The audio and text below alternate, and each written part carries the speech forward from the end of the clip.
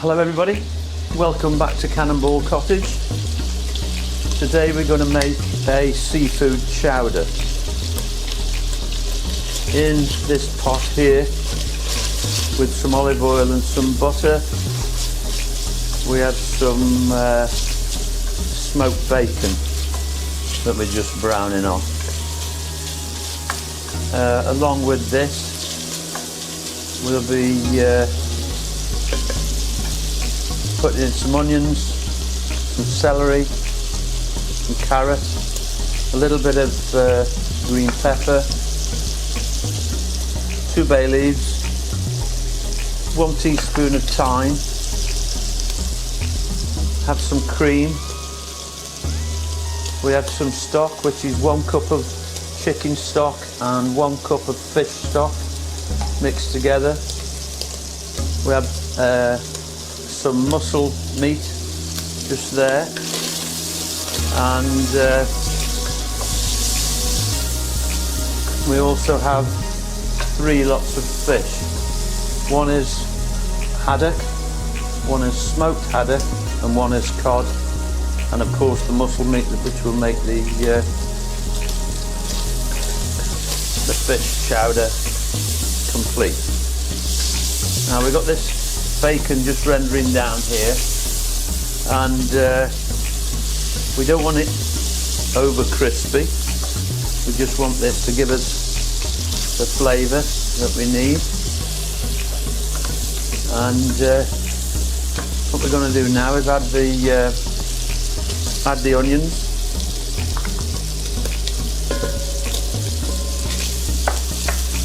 and the carrot. Forgot to mention we do have some potato, which is on the stove top just behind me, and the celery goes in, and we want these to all cook down. I'm actually going to add a little bit more olive oil to help that to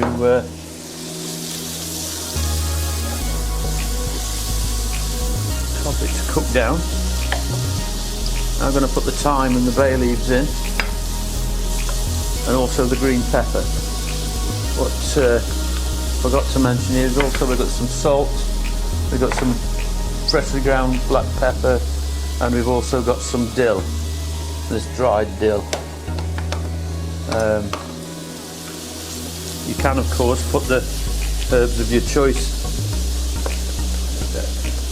into this chowder. I've got to say that I don't think there's any one chowder that's identical. Each and every one has got their own method. You know, it's sort of what they prefer. And what I'm going to do now is I'm going to just drain off the potato and add that to the meal. Just bear with me while I just drain off these potatoes. And there we go.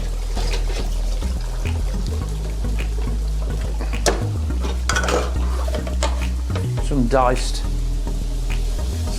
potatoes to go in.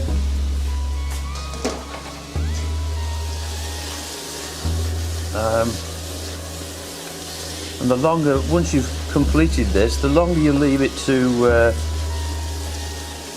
simmer, the potatoes start breaking down and also start thickening the soup. As I've said, it just depends on how long you're going to leave it. So I'm now going to introduce the stock, just a little bit at a time, to try and keep the temperature. I'll just increase the temperature now that I'm adding the stock. I'm going to put a little bit of this pepper in,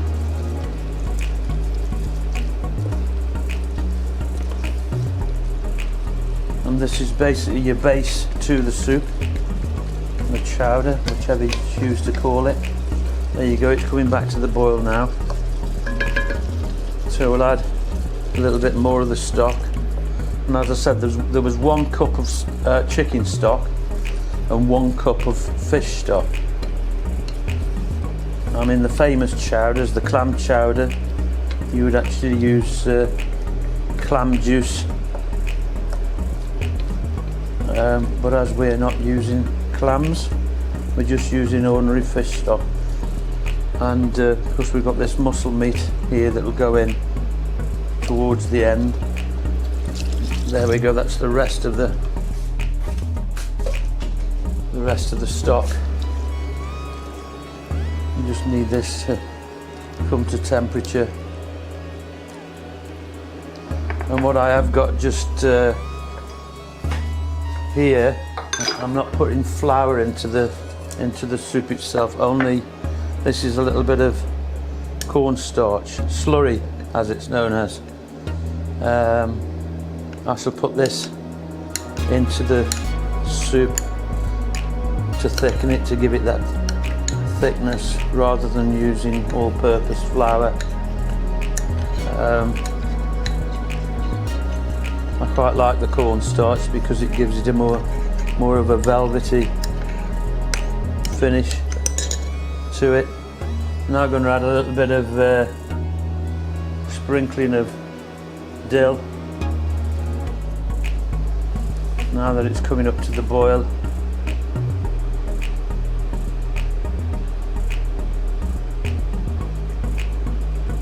That's looking, it smells absolutely wonderful. I'm now going to put the fish into the soup, and as I said, we've got cod, smoked haddock and just ordinary cod, and then it goes. And there you have. And of course I've chopped up this fish to create. I've tried to keep everything to a reasonable size, as into a small size, finely diced vegetables, so that when you do start to eat it, it actually sits on your spoon. There's, rather than struggle to get things onto the spoon. So that's why I've cut everything down nicely. And there you go, it's coming along really well. I'm now going to add this cream. Well, it's cream and milk actually, to give it that finish that chowder has. That's a lovely creamy texture. And as I've said, really, this, you would leave this possibly for 45 minutes. So you'll have to bear with me with regards to the finished article. We're just going to leave it. I'm just going to add a little bit of water to this cream. I don't like wasting things. Just swirl that out, get a bit more of that cream out of there, get rid of it, put it into the, and then here we go, it's coming back to the boil now nicely. And once it starts coming back to the boil, and you can see that it doesn't take long for the fish to cook, because it's been diced into small, less than 1 inch cubes really. And you can see how that's coming along. I'm going to give it a bit of a taste to see what seasoning, how many we need, any more salt and pepper.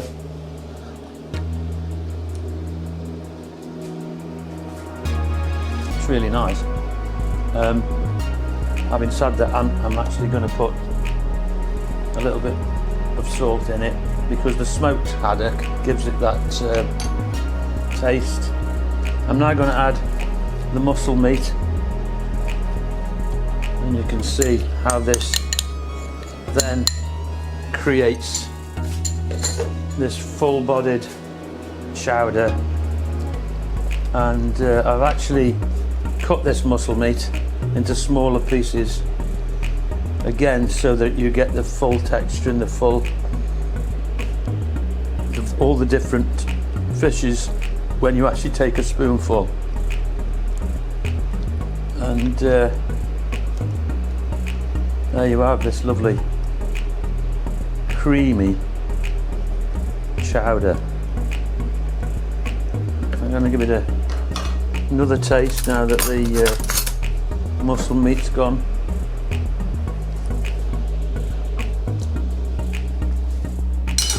Wow, that mussel meat has changed the flavour completely.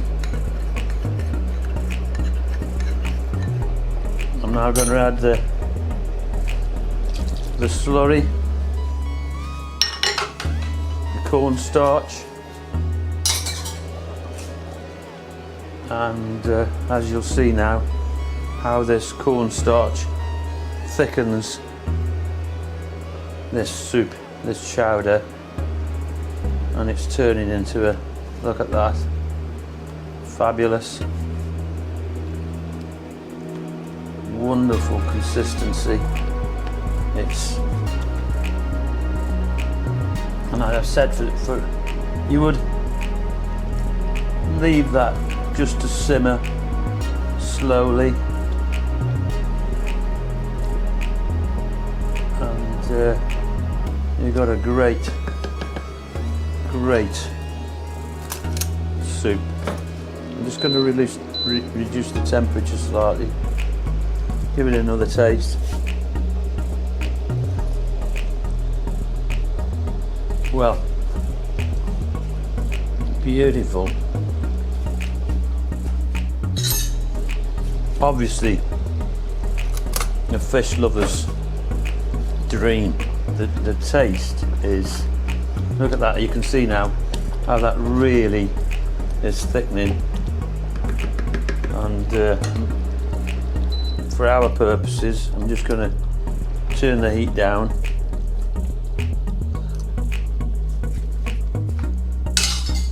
I'm going to get a dish and serve up a bowl full, just to show you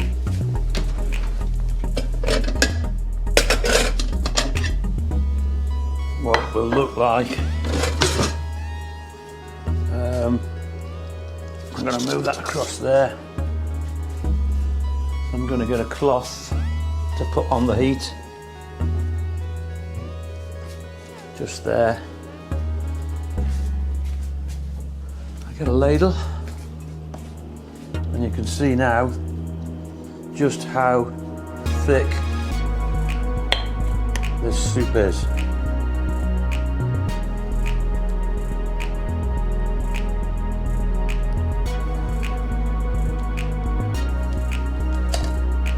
I'm just going to wipe the dish there, and there you have a seafood chowder.